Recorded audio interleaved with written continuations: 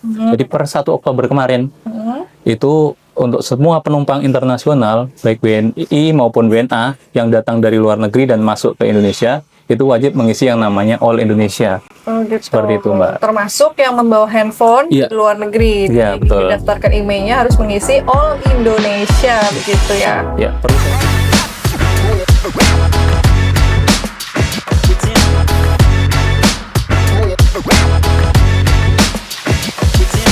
Kembali lagi bersama saya Yosnia dan rekan saya Arif, masih di Caption Cilacap Customs Information, tempat berbagi informasi terkait kepabeanan dan cukai. Di episode kali ini kita akan membahas sesuatu yang baru nih. Katanya ada cara baru untuk mendaftarkan email HP yang berasal dari luar negeri ke Indonesia supaya bisa dapat pembebasan sebesar 500 USD. Nah, langsung aja kita tanyakan ke Mas Arif. Iya. Gimana Mas Arif? Apa benar nih katanya cara daftar email sekarang ada yang baru lagi? Untuk saat ini, ketika akan melakukan registrasi email, si penumpang itu harus melakukan pemberitahuan terlebih dahulu, Mbak, melalui All Indonesia. All Indonesia? Iya. All Indonesia itu apa Mas Arif? Jadi All Indonesia itu sistem deklarasi terpadu yang saat ini tuh mengintegrasikan layanan dari beberapa instansi, yaitu Bea Cukai, Imigrasi, kemudian Kementerian Kesehatan, dan juga Badan Karantina, Mbak. Jadi per 1 Oktober kemarin, itu untuk semua penumpang internasional, baik WNI maupun WNA yang datang dari luar negeri dan masuk ke Indonesia, itu wajib mengisi yang namanya All Indonesia. Oh gitu. Seperti itu, Mbak. Termasuk yang membawa handphone di luar negeri. Iya, betul. Didaftarkan emailnya harus mengisi All Indonesia, begitu ya. Ya, perlu saya luruskan juga, Mbak. Jadi untuk All Indonesia itu ketika akan registrasi email ya, menyampaikan pemberitahuan di All Indonesia itu baru sebatas pemberitahuan. Jadi bukan otomatis langsung terdaftar emailnya ya. Nanti perlu tahapan selanjutnya. Ketika sudah dapat barcode All Indonesia, si penumpang itu harus melakukan registrasi atau pendaftaran ke counter atau posko registrasi email Bea Cukai. Oke, jadi form pendaftaran email HP yang dari luar negeri untuk Indonesia itu ada di aplikasi All Indonesia, begitu ya. Terus kapan nih orang itu bisa mengisi aplikasi All Indonesia? Misalnya dia sudah merencanakan pulang minggu depan gitu, apakah sudah bisa mengisi aplikasi ini? Ya, jadi aplikasi All Indonesia ini bisa diisi oleh si penumpang yang akan datang ke Indonesia itu paling cepat 3 hari sebelum kedatangan, Mbak. Misalnya sekarang tanggal 20 Desember ya, itu bisa untuk kedatangan nanti tanggal 22 Desember, seperti itu. 3 hari sebelumnya udah bisa ngisi. Oke, berarti biar nggak buru-buru ya, mungkin bisa diisi 3 hari sebelum kedatangan ke Indonesia, begitu ya. Kan dari tadi kita ngomongin All Indonesia. Sebenarnya di mana sih aplikasi All Indonesia ini bisa didapat atau diisi begitu? Ya, jadi untuk mengisi formulir deklarasi kedatangan, setiap penumpang itu bisa mengisi All Indonesia melalui beberapa cara. Cara yang pertama bisa melalui website atau situs di allindonesia.imigrasi.go.id. Itu melalui website ya. Atau juga ketika kita sudah punya handphone, terus itu bisa diakses atau bisa download dulu di App Store atau di Play Store yang tersedia. Nanti tinggal download, kemudian isi All Indonesia. Oke, terus misalnya orang datang dari luar negeri ke Indonesia tapi bersama keluarganya begitu Mas. Apakah harus mengisi semuanya satu persatu? Misalnya datang berempat bersama anak dan istrinya itu harus isi 4 formulir atau bagaimana? Jadi untuk pengisian kartu kedatangan pada aplikasi All Indonesia ini, ketika datang satu keluarga misalnya, ini nggak perlu semuanya ngisi. Cukup satu orang yang mengisi, tinggal nanti pada data informasi diri itu ditambahkan pelaku perjalanan. Misalnya satu keluarga kan ada 4 orang nih, termasuk yang bersangkutan. Berarti nanti tinggal ditambahkan pelaku perjalanan 3 kali, Mbak. Siapa aja, misalnya ada anak, istri, kemudian orang tua misalnya, bertiga ya. Jadi nanti cukup satu orang yang mengisi, tapi di dalamnya itu sudah termasuk informasi anggota keluarganya. Jadi nanti satu barcode atau QR code All Indonesia sudah mewakili satu keluarga itu. Maksimal 10 ya, Mbak? Maksimal 10. Gitu caranya. Jadi malah memudahkan sekali ya aplikasi All Indonesia ini. Cukup misalnya kita datang bersama-sama dengan beberapa orang dari luar negeri ke Indonesia, cukup isi satu aja. Dan itu bisa untuk semua anggota perjalanan ya, maksimal 10 orang. Nah, kembali lagi terkait pendaftaran email tadi ya. Mungkin nih langsung pada penasaran nih, terus gimana cara mendaftarkan IMEI melalui aplikasi All Indonesia nih? Ya. Jadi sebelum ke pendaftaran ini, mungkin saya sampaikan dulu terkait dengan cara pengisian All Indonesia ya Mbak ya. Cara pengisiannya. Ya, cara pengisian All Indonesia, kita pertama kali itu masuk ke website ataupun aplikasi All Indonesia ya, di allindonesia.imigrasi.go.id. Nanti setelah masuk, kan ada layanan kartu kedatangan. Nanti silakan pilih untuk WNA, pilih warga negara asing atau pengunjung asing. Kalau untuk warga negara Indonesia, pilih yang tombol WNI atau warga negara Indonesia. Nanti setelah masuk ke situ, kita akan diminta beberapa jenis informasi, Mbak. Informasi yang pertama itu terkait dengan informasi pribadi. Kita diminta untuk mengisi data diri seperti nama, nomor paspor, kemudian tanggal berlaku paspor, tanggal lahir, dan sebagainya. Termasuk tadi yang disampaikan di awal, ketika ada anggota keluarga yang datang bersamaan, bisa ditambah pelaku perjalanan maksimal untuk 10 anggota keluarga, Mbak. Itu maksimal 10. Jenis informasi yang kedua itu ketika diklik next nanti akan muncul yang namanya detail perjalanan. Detail perjalanan ini memberikan informasi tanggal kedatangan, tanggal berapa nanti diisi. Itu kita ngisi maksimal ya 3 hari sebelum kedatangan. Jadi misalnya mau pulang tanggal 22, tanggal 20 sudah boleh ngisi. Nanti kalau udah diklik next. Nah, di informasi yang ketiga, ini diminta untuk kita deklarasi, Mbak. Pertama, informasi terkait kesehatan ya, di deklarasi, terus kesehatan, itu kita biasanya ditanya, riwayat perjalanan dari negara mana aja, terus apakah menderita sakit tertentu, misalnya batuk, demam, atau apa, itu diisi riwayat kesehatan.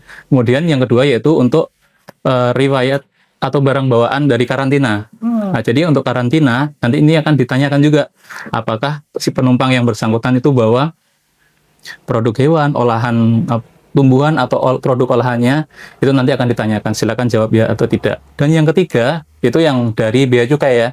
Jadi declare atau pemberitahuan atas barang bawaan si penumpang. Nanti ada beberapa informasi yang perlu dibaca di situ. Nah, nanti ketika sudah membaca informasi apa yang harus diberitahukan, nah si penumpang itu klik iya atau tidak. Seperti uang tunai, kemudian untuk pembawaan barang bawaan pribadi yang melebihi 500 USD, apakah ada barang belanjaan, obat-obatan, dan juga barang kena cukai yang dibeli dari luar negeri, nanti diberitakan di situ, Mbak. Kalau misalnya sudah, klik iya. Dan yang terakhir itu ada yang namanya opsi untuk registrasi IMEI. Nanti akan ditanya juga di situ, apakah Anda membawa HKT atau perangkat seluler dari luar negeri yang akan didaftarkan IMEI-nya. Nah, ini pastikan nanti si penumpang itu ngisi ya, memberitahukan ya. Itu hanya sebatas pemberitahuan, Mbak. Seperti itu. Oke, jadi buat teman-teman yang membawa handphone dari luar negeri ke Indonesia dan akan didaftarkan IMEI-nya, jangan lupa pilih centang iya begitu ya, di pilihan apakah membawa handphone atau enggak. Setelah kita centang iya di aplikasi All Indonesia itu, langkah selanjutnya gimana tuh Mas Arif? Ya, setelah kita centang iya pada pilihan apakah Anda membawa perangkat seluler yang akan didaftarkan IMEI-nya, nanti kita klik next. Kita akan mendapatkan yang namanya QR Code kartu kedatangan. Nah, QR Code kartu kedatangan, sekali lagi saya sampaikan, itu hanya sebatas pemberitahuan atas barang bawaan pribadi penumpang atau barang bawaan penumpang, dan juga pemberitahuan bahwa yang bersangkutan akan mendaftarkan IMEI-nya, Mbak. Nanti setelah dapat QR Code, itu ditunjukkan ke petugas bea cukai pada saat gate. Nah, itu nanti akan muncul di halaman informasi sistem dari bea cukai, bahwa yang bersangkutan akan mendaftarkan IMEI-nya, seperti itu. Oh begitu. Jadi teman-teman, kalau misalnya sudah mengisi All Indonesia semuanya, nanti endingnya akan mendapatkan QR Code gitu ya. Tapi itu belum selesai untuk teman-teman yang akan mendaftarkan handphonenya dan supaya dapat pembebasan sebesar 500 USD, itu ada langkah selanjutnya lagi ya. Menunjukkan QR Code-nya kepada petugas bea cukai, begitu. Iya, Mbak. Setelah menunjukkan QR Code-nya pada petugas bea cukai, lalu ada lagi langkah selanjutnya. Ya, jadi setelah QR Code All Indonesia tadi ditunjukkan ke petugas bea cukai, nanti petugas bea cukai akan mengarahkan untuk dilakukan pemeriksaan di area kepabeanan, di area bea cukai. Nanti akan dicek untuk barang bawaannya, apakah sudah sesuai atau belum. Nah, nanti setelah selesai dilakukan pemeriksaan oleh bea cukai, pokoknya si penumpang itu tinggal ikuti alur yang ada di bandara seperti apa. Kemudian kalau misalnya belum jelas, bisa tanyakan ke bea cukai, Pak, registrasi IMEI di mana? Jadi nanti setelah pemeriksaan bea cukai, si penumpang itu harus masuk ke ruangan atau counter posko registrasi IMEI yang ada di bandara kedatangan, Mbak. Ya, nanti di situ petugas akan meminta paspor, kemudian boarding pass, dan juga perangkat HP yang mau didaftarkan IMEI-nya, Mbak. Jadi si penumpang itu harus ke counter registrasi IMEI dengan membawa paspor, kemudian boarding pass, dan juga HP yang mau didaftarkan. Nah, seperti itu, Mbak. Oke, berarti tahapannya untuk mendaftarkan IMEI HP di luar negeri, yang pertama isi form All Indonesia, yang kedua tunjukkan QR code-nya kepada petugas bea cukai, dan yang ketiga ke counter bea cukai. Kemudian mungkin ada yang bertanya ya, misalnya kita buru-buru nih dari luar negeri, baru pulang dari luar negeri, pengen cepet-cepet pulang gitu ya, apakah harus mendaftar di bandara? Ya, jadi tadi setelah kita ke counter bea cukai menunjukkan paspor, boarding pass, dan juga HP yang didaftarkan, nanti petugas bea cukai itu akan menginput, Mbak. Menginput nomor paspor dan juga nomor IMEI yang didaftarkan. Nah, itu outputnya nanti ada dua, Mbak. Ada dua. Yang pertama itu QR code hijau. Artinya apa? Jadi kalau QR code hijau itu udah selesai ya. Jadi sudah dimasukkan paspor sama nomor IMEI-nya, sudah langsung selesai. Artinya si penumpang itu IMEI-nya sudah terregistrasi dan yang bersangkutan mendapatkan fasilitas pembebasan bea masuk dan juga pajak dalam rangka impor. Kemudian yang kedua, kemungkinan yang kedua, QR code IMEI merah atau ada tulisannya itu penelitian lebih lanjut. Nah, QR code itu nanti akan dilakukan penelitian lebih lanjut oleh petugas bea cukai, Mbak. Jadi akan ada penetapan pajak atau pembebasan bea masuk dan juga pajak dalam rangka impor. Seperti itu. Gitu, baik. Jadi tadi udah dijelaskan ya, nanti outputnya adalah QR code hijau dan juga merah. Merah, ya. Mungkin bisa jelaskan lagi, ini bedanya apa sih? Siapa yang akan mendapatkan QR code hijau dan siapa yang akan mendapatkan QR code merah? Untuk QR code hijau, ini ketika si penumpang itu misalnya membawa HP ya, membawa HP atau perangkat yang mau didaftarkan itu kan maksimal 2, Mbak. Ketika mendaftarkan IMEI dan harga HP-nya di bawah 500 USD, itu akan ada kemungkinan yang bersangkutan secara sistem ya, harga HP-nya di bawah 500 USD akan mendapatkan fasilitas tadi, Mbak. Pembebasan bea masuk dan pajak dalam rangka impor. Atau yang tadi QR code hijau, kita sebutnya QR code hijau. Yang kedua, QR code merah atau penelitian lebih lanjut. Ketika kita mendaftarkan HP, kemudian dari sistem itu membaca bahwa HP ini harga HP-nya ada potensi melebihi 500 USD. Perlu dilakukan penelitian lebih lanjut oleh pejabat bea cukai yang ada di bandara nanti. Nah, nanti untuk penelitian ini akan ada dua kemungkinan. Apakah secara database harga yang ada di bea cukai itu lebih rendah dari 500 USD atau memang lebih dari 500 USD yang artinya akan dilakukan penetapan pajak, Mbak. Jadi akan ada potensi untuk pembayaran bea masuk dan juga pajak dalam rangka impor atas selisih kelebihannya, Mbak. Kan batasnya itu 500 USD ya. Ketika lebih dari itu, atas selisih kelebihannya akan dikenakan pajak. Oh gitu teman-teman. Kalau QR code hijau artinya handphone teman-teman itu di bawah 500 USD dan langsung lolos ya, langsung mendapatkan pembebasan pajak dan bea masuk. Tapi kalau nilainya lebih dari 500 US, dia akan mendapatkan QR code merah dan itu ada tulisannya penelitian lebih lanjut. Ini artinya apa nih penelitian lebih lanjut nih? Ya, jadi untuk penelitian lebih lanjut ini artinya ya petugas bea cukai itu perlu melakukan penelitian lebih lanjut, Mbak. Kalau misalnya tadi Mbak Oyi nanya, kalau misalnya buru-buru nih, sudah dapat barcode merah atau barcode penelitian lebih lanjut, tapi penumpang yang bersangkutan lihat antrian panjang. Lah, ini buru-buru, itu gimana? Nah, dari bea cukai itu memberikan solusi bahwa ketika misalnya antrian panjang dan sudah dapat barcode merah tadi, Mbak, barcode penelitian lebih lanjut, itu penumpang yang bersangkutan bisa langsung datang ke kantor bea cukai terdekat. Maksimal 5 hari sejak tanggal kedatangan. Jadi setelah mendapatkan QR code merah atau penelitian lebih lanjut, untuk penyelesaiannya itu bisa dilakukan di bandara atau di luar bandara ya, di kantor bea cukai terdekat begitu maksudnya, ya, Mas? Betul. Oh gitu. Kalau dulu teman-teman untuk mendapatkan pembebasan 500 USD itu harus mendaftarkan handphonenya di bandara. Tapi sekarang malah bisa di kantor bea cukai terdekat ya. Misalnya rumahnya jauh di Purwokerto atau di Cilacap, itu bisa didaftarkan di bea cukai Cilacap tapi tetap mendapatkan pembebasan sebesar 500 USD ya. Tapi harus mendaftarkan dulu di kantor bea cukai di bandara begitu ya. Betul, Mbak. Caranya bagaimana? Apakah harus membawa QR code tadi ke kantor terdekat? Ya. Jadi setelah dapat QR code merah penelitian lebih lanjut tadi, nanti syaratnya untuk melanjutkan penelitian ya bisa ke kantor pelayanan bea cukai terdekat dengan cara membawa paspor, kemudian membawa boarding pass, perangkat HP, perangkat seluler ya, yang mau didaftarkan. Dan juga tadi yang paling penting Mbak, QR Code penelitian lebih lanjut yang diterbitkan oleh petugas bea cukai di bandara kedatangan, itu wajib dibawa.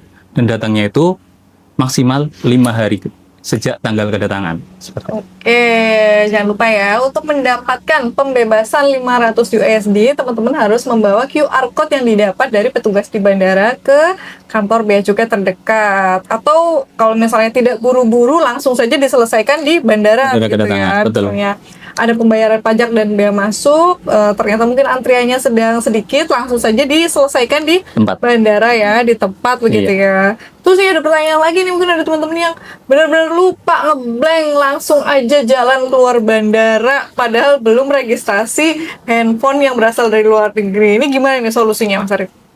Ya, untuk penumpang yang memang benar-benar lupa ya, jadi setelah ambil bagasi, langsung keluar dari bandara, udah lupa nggak daftar IMEI di bandara. Solusinya gimana? Jadi, solusinya dari Bea Cukai memberikan relaksasi untuk pendaftaran atau registrasi IMEI, itu maksimal 60 hari sejak tanggal kedatangan, Mbak.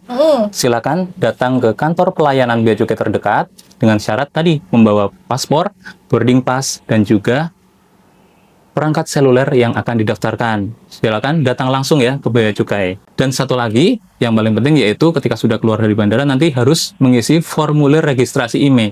Formulir registrasi IMEI ini bisa diakses di website Bea Cukai ya, di www.beacukai.go.id/registrasi IMEI. Nanti bisa ditampilkan di atas ini.